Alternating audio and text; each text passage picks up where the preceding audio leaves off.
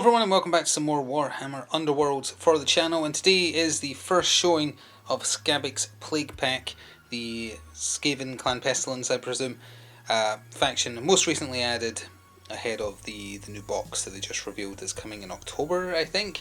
Either way, we're going to see how the rallies do today with their very fancy corruption mechanics that we'll cover in a second, going up against Black Powder's Buccaneers with a little bit of a twist. So with that, let's look at the finer details for both sides. So here is Skabbik's Plaguepack being led by the man himself, Skabbik the Plague Seeker, which is this ratty right here. To his left, over here, our right, we have Rabidus Skench, these names. Over here, the other one who's kind of spreading gas around, that is, what is his name? That is Itchit, because he's always itching at stuff. And then we have kind of two just trash Skaven here, Plague Monks I guess.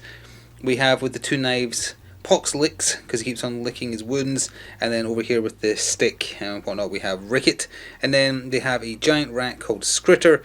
He's a bit unique in that if he is taken out he offers no glory, he's just removed from the table, so there's really no gain in terms of victory points for taking him out. But he has the keyword Befouler, which Skabbik has, Itchit has, and Rabidus has. The two minions don't. They all have the Befouler. That means at the start of each round, they stagger everyone who's adjacent to them, and they can corrupt stuff. Territory becomes corrupted when it contains, two or more friendly fighters within that territory, or one or more Befouler is on an objective. So that's either their own territory, no man's land, or enemy territory. And that plays into how they score their objective cards and things like that. Just using their rival deck, if I wasn't specific about that earlier. Most of them have 3 health. Well, Skabbik has 4 health, Rabidus and Itchit have 3, and Skritter here only has 1, and then the two basic rats, Ricket and Poxlick, only have 2. So they are pretty easy to kill. 1 defense dice needing dodges. Oh yeah, their Inspire condition is 2 or more territories are corrupted. So their own territory, no man's land, etc. Corruption lasts until the end of the round, I believe. When a territory becomes corrupted, it remains corrupted until the end of the next action phase. So it follows on from the action phase it happens into the end of the next one. So plenty of opportunities for them to inspire. First time using them though, so knowing exactly how to play them was obviously going to be, it's not going to be perfect play, let's put it that way. And here are Black Powder's Buccaneers being led by Black Powder, of course, being joined by his 2 little helpers here, KG and Pegs at the back there, and then his 2 trusty animals. We have Mange and Shriek. I say Shrek every time. But rather than using their normal rivals deck, they're going to use one of the neutral rival decks available for the game. There's quite a few of them. This is one that came out around the same time as Skabbik's Plaguepack, called Paths of Prophecy, or Path of Prophecy. It's an objective holding focused rivals deck, and we're going to see how it does for Black Powder and his pirates today, because their base deck isn't that great, it seems like, even with the errata, which lets them get swag tokens just for landing hits, which does help a little bit but not a lot. So we'll see how that goes, and since you can see one of them in view right now, we'll just cover this. Now there is some cover hexes, or impassable hexes I should say, on the battlefield, and we've got some of the old 3D terrain that was available for Shadespire, I think, painted up, so that's just to show where there are tiles where we wouldn't be able to pass through anyway. So it's just for aesthetic reasons and doesn't change the gameplay at all. So we are all set up and good to go with Black Powder's Buccaneers on your right and Skabbik's Plaguepack on the left, of course. And despite setting up first, the Buccaneers are going second. So Skabbik's Plaguepack will be taking first activation, using all but one of the starting hexes, because there's 6 of them versus 5. And we'll just flip over objectives now and see what's where. It kind of matters more for Black Powder than anything else. So there's objective 5. There is objective number 1, both extremes there. Objective number 4 up here is 3, which means 2 is all the way up here, right smack dab there. So with that, we're ready to jump into battle round 1 of 3 and see how it happens between these 2 warbands. It's hard to say really, because it's new warband, so don't know how they play, versus Warband that isn't usually that great, but using a deck where it could play to their strengths of being able to move around and just hold objectives. I guess we'll see. So Poxlix got the game started by doing a charge action. All the Skaven move 4, except for Skritter the pet rat, who moves 5, so they're very quick. And he did a charge past objective 4 down here to attack KG. 3 dice needing swords, he got 1 success. KG whiffed his defense roll, which is hopefully on camera, yes it is, needing a dodge. So he took a grand 1 damage from that, although he does only have 2 health, so, you know, it sounds better if you say, oh, he took 50% of his health in 1 hit, which is what he did. Then, during the power phase, we've got a couple of things to cover, so we're going to have to move over here in real time. So, Unctuous Citations was put into play by the Plaguepack. Choose a friendly leader and a friendly minion. Push each minion, choose each fighter and push them 1 hex. So Skabbik himself has been moved forward 1, and Ricket was also moved 1 onto objective 1. You'll notice a couple of magic dice there. That is because Bursting Power was played by Black Powder's Buccaneers. So this is, you pick an objective token, you roll 1 magic die for each fighter within 1 of it, and if you roll a lightning bolt you do 1 damage. And of course he rolled the 2 less likely swirls. So that card was useless, it did nothing. So Black Powder got the game started for his Warband, doing a charge and charging his massive quote-unquote 3 hex movement onto objective 3 over there, and he's got range 2 on his Grey Cutlass, so he took a swing at the poor rat, he took a swing at their pet. He tried to kill Skritter, rolling 2 dice needing hammers, but whiffed with a roll of 2 hammers. However, when he initiated that action, his faithful companion activated their reaction after a friendly Black Powder makes a move. Oh, you know what? That wasn't a move. That was a charge. Now, a charge includes a move, but it isn't a move action, so presumably that means he couldn't have followed. So actually, never mind. His faithful bird decided to stay at home today, I guess. Well, Black Powder is not the only one who can whiff spectacularly. Rabidus Skench activated, doing a charge action to go after Black Powder's bird. Shriek every time. Rolling 2 dice, needing swords, and ending up with hammers, so they did nothing. However, then in the power phase, they played Pestilent Blessing, so as long as your priest is alive, and that's Skabbik himself. I think he's the only one with the priest keyword. You choose a friendly minion, they gain Grievous 1 on the range 1, range 2 attacks, and also they count as a Befouler for the turn. So that has been played on, if we come down here, that has been played on Ricket, right here, who normally is not a Befouler. He doesn't have that keyword, but he does for the rest of the turn now. The Monkey with the Knife was the second activation for Black Powder's Buccaneers, doing a charge action before he started onto objective hex 4 there, and trying to stab Poxlix in the back. 3 dice needing swords, he got 1 sword. The Skaven are mostly 1 die needing dodges, so he whiffed it and took what he dealt during his turn, 1 whole damage. He has only 2 health maximum as well, so let's say it this way, he lost half his health in 1 hit, because that makes it sound like more was done. Making use of that prodigious 5 movement, Skritter activated and did a movement action from where he started over here where Black Powder tried to stab him, moved his whole 5 up there behind Rabidus Skench. Just as a move action, he only has a range 1, a little bite that does 1 damage on 2 dice needing swords. So he's not doing much, he's mostly just existing as a means by which to help befoul areas and corrupt them. Third activation for Black Powder's Buccaneers was Pegs, who did a mighty charge of exactly 1 hex onto objective 2 in order to get base to base with Rabidus Skench, and attacked him. 2 dice needing swords, got through, didn't pass his defense roll, did a mighty 1 damage. Both sides are doing a death by 1,000 cuts type strategy here, I guess, but more importantly opted to drive him back after dealing the 1 damage and pushed him back there. Now that means as things stand, there isn't any area that's going to be befouled at the end of the turn currently. They've still got 1 activation left, but Rabidus Skench is now in no man's land, Skritter is in enemy territory, and neither of them are on objective hexes, so they need 2 bodies in one of those sections. It could absolutely still happen, of course, but we'll need to see. Oh, off the back of that happening, there was actually a power phase play by the Plaguepack. They are playing Manifestation of a Great Plague, which is this card right here.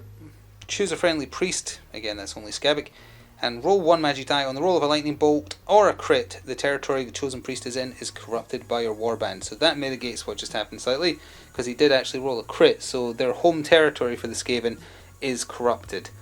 But they don't inspire unless there's 2 corrupted areas, so they still need to either get No Man's Land or enemy territory with only 1 activation left. So Skabbik was the final activation for his Warband, doing a charge into enemy territory well within so he can't get shoved out, so the corruption is all but guaranteed via the befouling.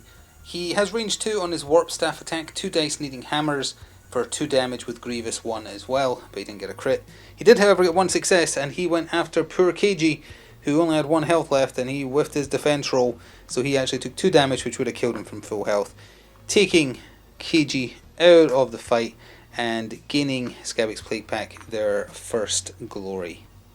And that glory is immediately being spent on pox-ridden Lucidity, and is being put on Rabidus, since he is one of the 3 who are allowed to have it equipped. It gives them the reaction that after their first successful range 1 or range 2 attack action in a round, they can either draw a power card or draw an objective card and place 1 objective card at the bottom of their deck. Bit of an anticlimax for the final activation in the first round for Black Powder. His bird activated, did a charge with his massive 5 movement down here to try and do the 1 damage needed to take Poxlix out of combat for 1 glory. Rolled 3 dice, needing swords but also single supports because the monkey with the knife would be supporting him, and he whiffed. A lot of whiffed melee attacks in the first round, so nothing done there and no power cards being played by either side. So at the end of the first round there is a couple of corrections already. When Skabbik took out KG right there, he actually met the criteria for a surge objective that should have happened then. It did happen, so we're just going to count it as scored now. The other thing is, after that final activation in the power phase for Black Powder's Buccaneers, in order to make sure they score a card, they actually should have played a power card. Since it just wrapped up, we are going to do that because, again, new decks and new warbands, so we're going easy. So Reversal of Fate was played in that final activation there. Pick a feature token within 2 hexes of friendly fire and flip that feature token. They are picking Pegs because he's within 2 of himself presumably, so that objective hex can presumably be flipped like that. And that is very important because if it doesn't, then they can't score a card that we're working toward. Let's go back to the playback real quick though. Along with the surge objective I was talking about, which was called Befouled. Score this immediately after an enemy fighter is taken out of action by damage dealt by a Befouler. Skabbik is a Befouler, so that should have scored for 1 when KG died. They're also scoring 2 for Reckless Fanatics, so they gained 3, taking them to a total of 4. Score this in the end phase if there are 2 or more friendly fires adjacent to the same enemy fire and one of those is a Befouler, at least 1. Thanks to Poxlix not getting murdered, that's 2 adjacent to 1 enemy and 1 is a Befouler. Also, at the end of the turn, home territory and enemy territory are corrupted, so that is the Inspire condition for the Plaguepack, so they'll be inspired at the top of the next round. But for Black Powder's Buccaneers, they are scoring a Sign from the Gods for 1. Score this in the end phase if your Warband holds objective 3 or you hold 1 and 2. Black Powder himself holds objective 3, so that's scored for 1. And this is what they're working towards. They score 2 for Portents of Doom for holding objectives that add up to precisely 9. And if they did it via 3 or more, it would have scored worth more. But they'll take the 2 for holding objectives 5 and 4, which obviously adds up to 9. And why they had to flip that other one, because otherwise it would have been over 9. So they've got 3, so 3 is playing 4, so it's everything to play for as we go into round 2. Oh, apologies, totally forgot that Black Powder is actually on objective 3, not objective 5, so the one that Pegs was on is actually required because it's 4, 3, and he was on 2, so that adds up to 4, 5, 6, 7, 8, 9, so totally forgot that he wasn't on 5, and because Black Powder's base was filling it, it looked like a 5, so that's what threw us off. So we're just going to ignore that power card being played that turned the one that Pegs was on, because it is actually required. But the card still scores. It actually scores for 1 more glory though, because they hold at least 3 objectives. So it's actually 4 all going into the next round. Very sorry, it genuinely looks like that's a 5, right? I don't know if you can see it as clearly from this angle. It looks like a 5, and actual objective 5 is tucked away down in the bottom left of the table. So, whoops, but caught it in time. It's corrected. So with that all sorted, we are good to start the second round, and Skabbik's Plaguepack are going first with a priority roll that included 3 crits. We've got some spending of glory to cover real quick though. Vile Fanaticism and Disgusting Appearance are both being equipped to Skabbik. Vile Fanaticism gives him +1 dice to his range 1 or range 2 attack actions unless they have Scything, which his does not, even on his inspired side. Disgusting Appearance is just a straight up +1 defense, which sometimes, being a hideous target, is enough to throw an opponent off their stride. I love that picture. So that just makes Skabbik be 2 defense dice on his inspired side, needing shields. The Black Powder Buccaneers are giving 2 upgrades to Black Powder for 2 glory spent. Stubborn Stance and Absolute Incredulity, which are lovely names. Stubborn Stance is just that he can't be pushed. So if he sits down somewhere, he ain't moving. And Absolute Incredulity is objectives held by this fighter can't be flipped or moved. I don't think Skabbik's Plaguepack can do anything like that, but at least it helps them score the cards that the Paths of Prophecy deck focus on, which is just everything about objectives. Well, fearing that he might not be long for this world, Poxlix activated first for the Plaguepack to get Battle Round 2 started, and he rolled a massive 4 dice on his inspired side with Grievous, needing swords. He got 2 swords and a crit, so that means the Grievous procs, so he's doing 2 damage instead of 1.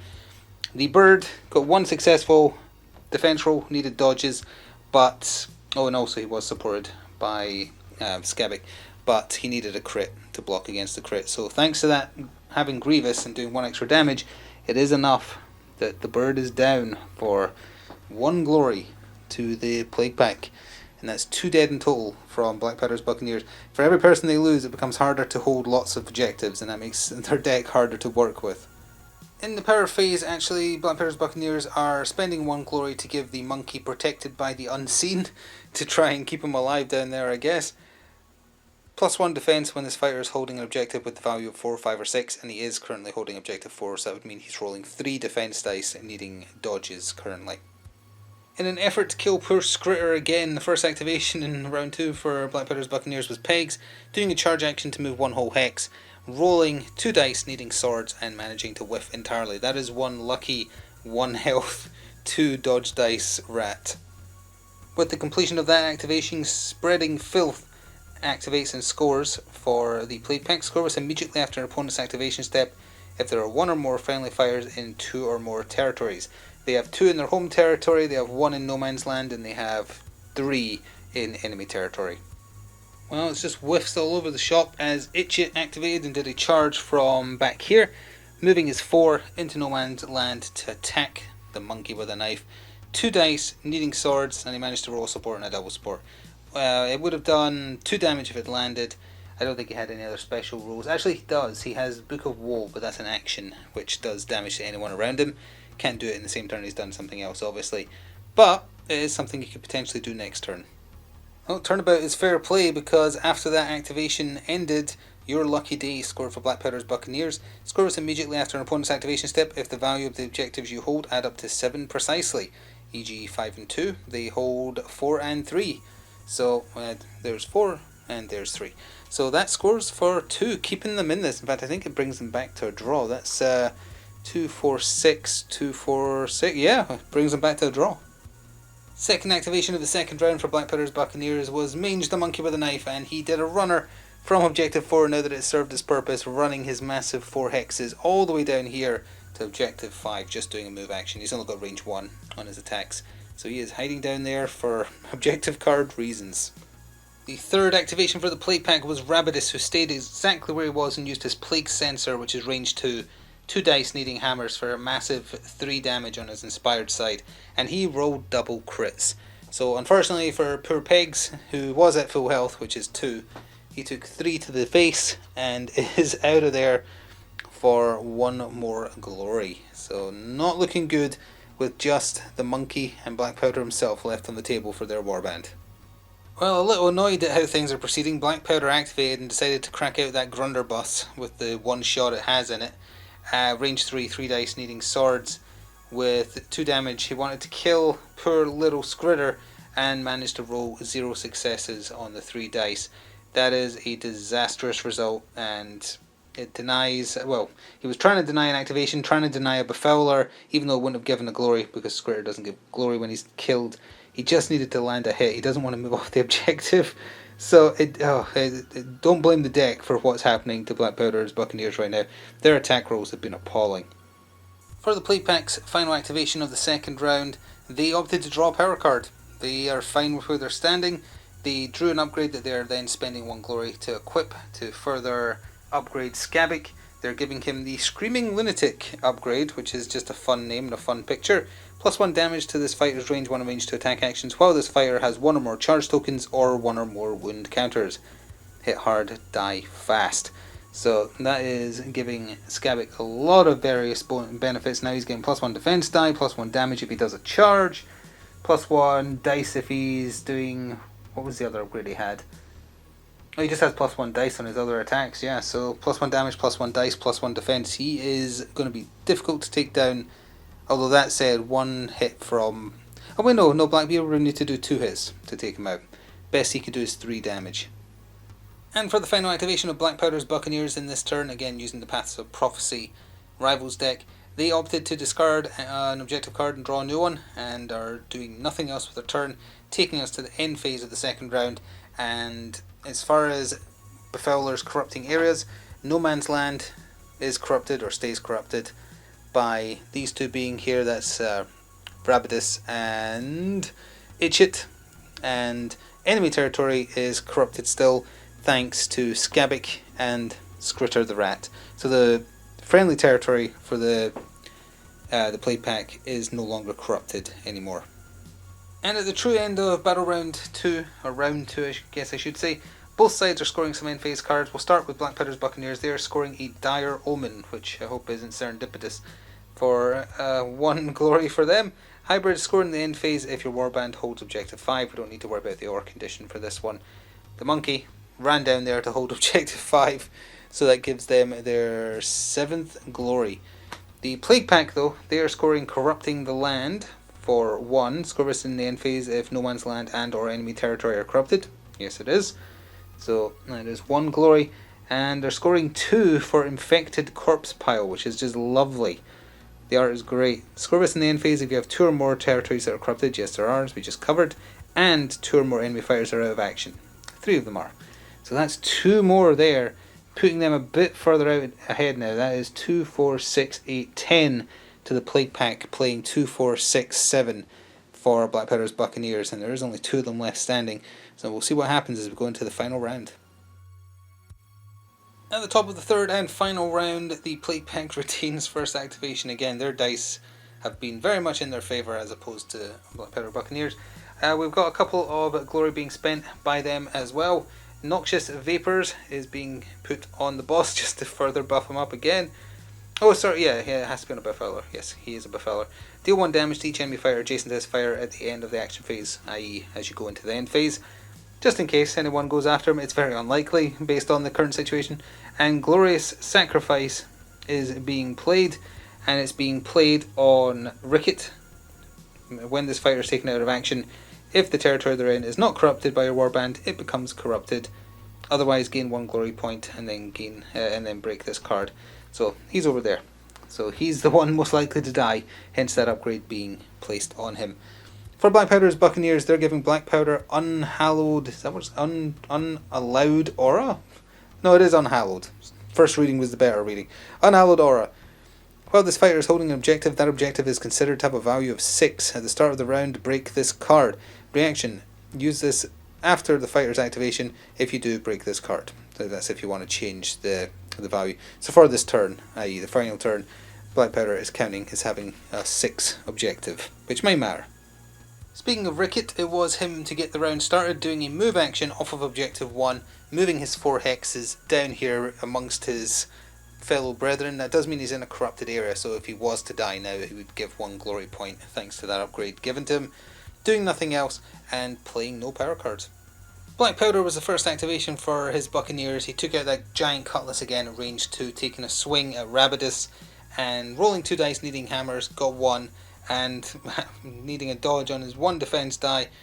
Unfortunately for Rabidus, he whiffed, and even if he was at full health, it actually is 3 damage. I don't know why there's only 2 damage sitting there. It was 3 damage from his giant cutlass, which would have taken his head clean off even if he was at full health. So that is 1 glory to Black Powder's Buccaneers, and the first actual casualty for the Plaguepack, but they actually score an objective card off the back of that.